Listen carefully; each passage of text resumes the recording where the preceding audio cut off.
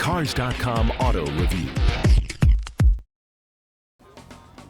Hi, I'm Joe Wiesenfelder of Cars.com. I've been driving a 2009 Smart ForTwo Passion version. It is the smallest car in the country, and not just by a little. It's more than 3 feet shorter from bumper to bumper than the Mini Cooper. It is the only micro car right now in the market, and that makes people nervous here in the land of the SUV. I guess that's understandable. It's small, other vehicles are big. I usually don't think that way, though. So originally I wondered if I was the right person to test a car like this, because I don't tend to think about the size of the car I'm in. For perspective, I drive a Mazda Miata very comfortably. I've ridden motorcycles. I even have a 30-year-old Fiat, which is a death wish in a can.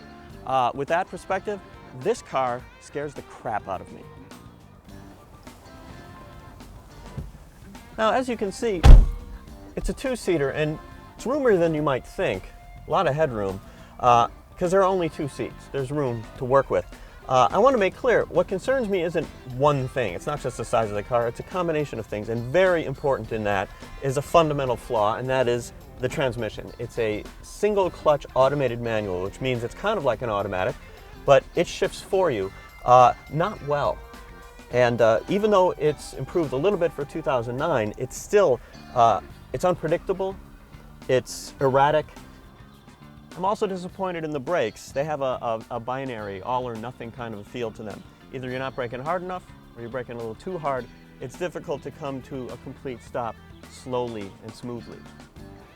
The small size also has an effect on the ride and handling. It has the wheelbase of a radio flyer wagon, and wheels that are about 15 inches. That's pretty small. So here in the city, it makes for a pretty rough ride in a lot of cases, and the handling is not super grounded feeling. It's actually a pretty tall vehicle for one that's this small. It's prone to a lot of crosswinds, so if you're at highway speeds, you find yourself correcting a lot.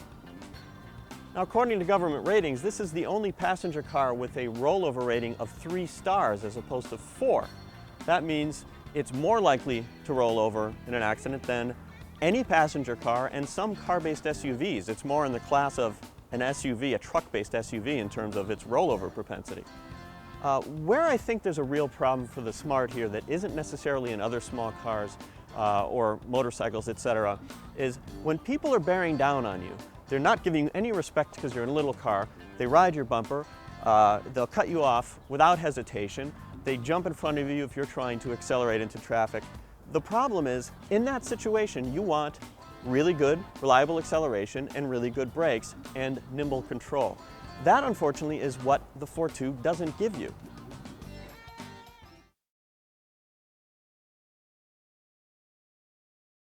For more car-related news, go to Cars.com or our blog, KickingTires.net.